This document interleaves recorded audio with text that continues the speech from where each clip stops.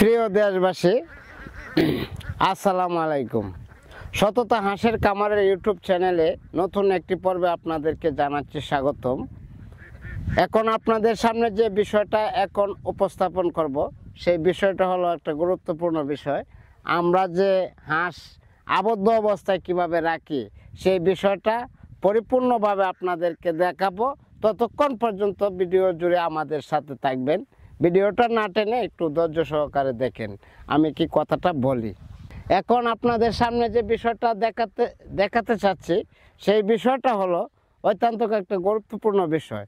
বিষয়টা হলো যে দেখেন, এই যে আবদ্ধ অবস্থায় এই যে জমি, আপনারা জানেন বাংলাদেশ নদীমাতৃক দেশ। সেই দেশে 6 মাস থাকে শুকনো, 6 মাস থাকে পানি।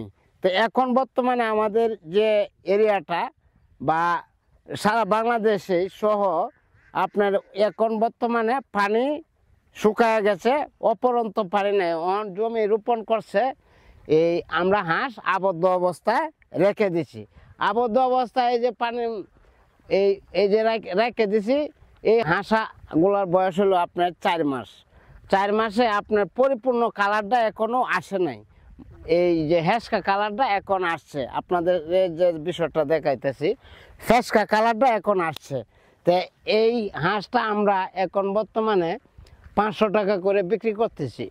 তো আর একটা বিষয় হলো, যদি আপনারা হাঁসা পালেন, এই মনে করুন এর জন্য বিক্রি করার জন্য, তাহলে এভাবে হাঁসটা পালতে হবে।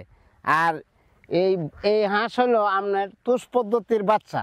তুষ পদ্ধতির বাচ্চা এমন একটা বাচ্চা, এই বাচ্চাটা আপনার খুব মারা যায় কম।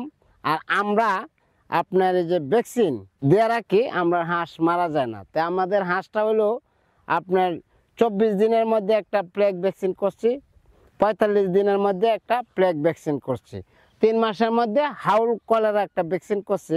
এখন এই হাঁসটার আর কোনো অসুবিধা নাই। এখন এই হাঁসটা মৃত্যুর কোনো আশঙ্কা নাই।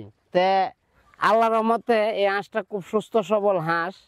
এই হাঁস যদি আপনারা মনে করুন এরকমভাবে পালন, এই ভ্যাকসিন করা হাঁস যদি মনে করুন পালেন বা হাঁস মনে করুন নিতে চান, তা আমাদের সাথে একটু যোগাযোগ করবেন। তে আজকে যে আপনাদেরকে যে বিষয়টা দেখাচ্ছি, এটা হলো সম্পূর্ণ পুরুষ হাঁস। পুরুষ হাঁস জেন্ডিং, এটা আপনার এই সারা বাংলাদেশে আপনার বিক্রি করে থাকি। আপনারা জানেন সততা হাঁসের খামার একটা সুনামধন্য প্রতিষ্ঠান। সেই প্রতিষ্ঠানে আমরা আছি। আমাদের আল্লাহর রহমতে কোনো এই অসুবিধা নাই। আমরা সারা বাংলাদেশে সুনামের সহিত হাঁস দিতেছি।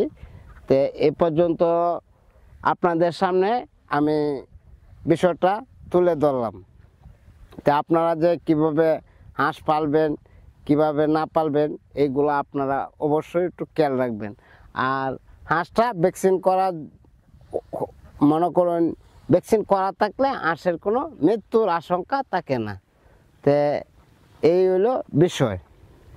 তো আমি অনেক সময় আপনার ক্যামেরার সামনে আসি, তো আমার এই হাঁসগুলা দেখাই।